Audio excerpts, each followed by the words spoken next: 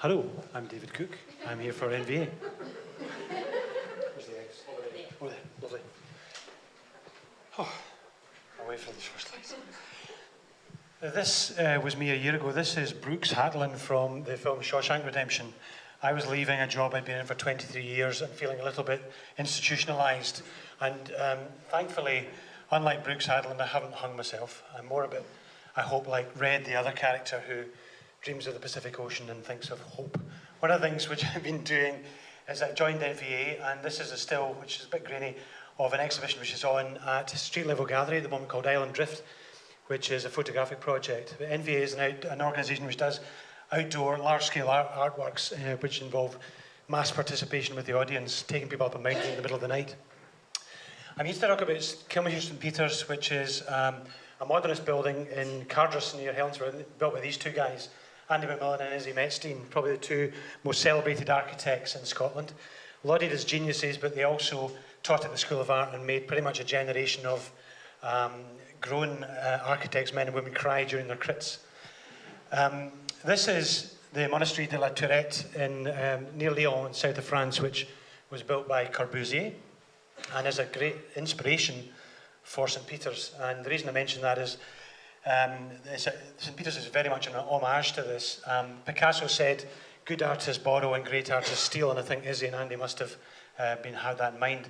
This is the building. Many of you may know it. It's a modernist building built around a Victorian house. The Victorian house is now burnt down. The building, as you can see, is partially destroyed in this photograph, but this is some years old. It sits in a woodland.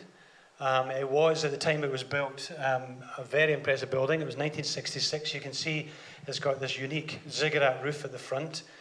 These little side chapels, again, borrowed heavily from Corbusier, and 105 cells for priests. When it was built, just at the time it was built, the Catholic Church decided to train priests in the communities, not in isolation, and it became a white elephant overnight, and it only ever had about 25 priests in it. But it had these beautiful spaces, beautifully articulated in terms of architecture, for learning how to give the Mass, and this was a revelation at the time. It also sits in 105 acres of woodland, which is really the material with which NVA as an arts organisation works. And it turns out that after 30 years, the architecture community could not save the building, but the trick has been to look at the landscape and come up with a solution for the landscape, which then saves the building.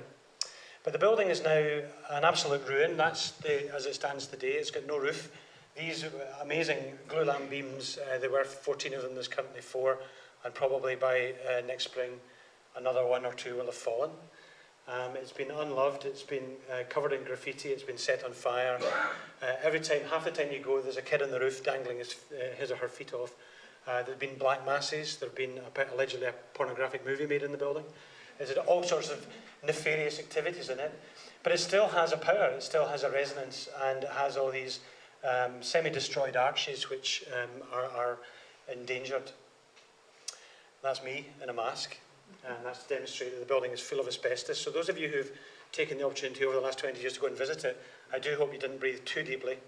And I hope you didn't lick the ground either, because that would be a no-no. We're currently on site with a scheme to remove the asbestos, which is costing £500,000. It's that distributed.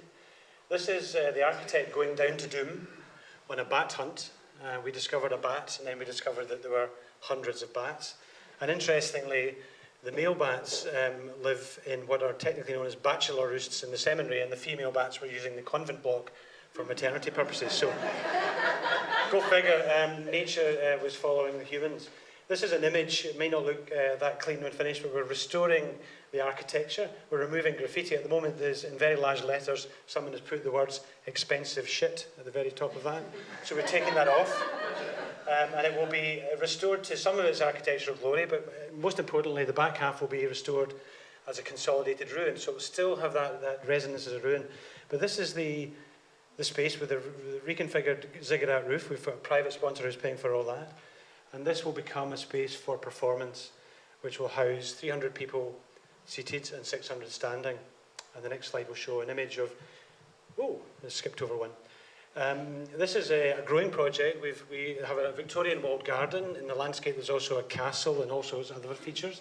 But we've done growing projects and got the community involved in making food and sharing food making, and that's going to be a big feature of the thing going forward. There it is. And that is, in one of the NVA projects was Speed of Light in Ghost Peloton, which actually took place just outside a few weeks ago.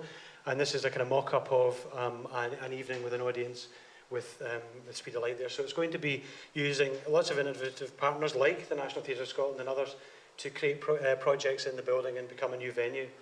That's me again, actually, in another suit. But this was a project which was done a few years ago called the Invisible College. We're working with Glasgow, Strathclyde and Edinburgh universities to use this space as an outstation for exploration in architecture, archaeology, social geography and everything else. So it's got an educational and academic dimension too. And this is a zombie priest. This is to denote the fact that we're working with a company called Soleus who are doing 3D imaging, and they were showing an interactive model of the building, and suddenly a tennis ball went firing off into the bushes, and I said, "What's that?" He said, "Oh, we built it in a games platform." So I started imagining a video game with zombie priests, and then even better, zombie priests chasing you through the wilderness as you come at St. Peter's. For anyone who's ever done a heritage project and tried to raise money, this was one of our designers mocked up, "Welcome to St. Peter's, the fabulous home of heritage," because we got a bit frustrated having to delete the word art from every document and write in heritage instead. So we got a bit slightly to cheer ourselves up. But the building will, and the whole event will, and the project will deal with local people, giving work opportunities, getting people involved in culture, involved in landscape, involved in food growing and all sorts of other things. And very lastly, there's going to be the launch of the Festival of Architecture in March next year. Will be held at St. Peter's, and that will be the hot ticket launch next week. Thank you very much.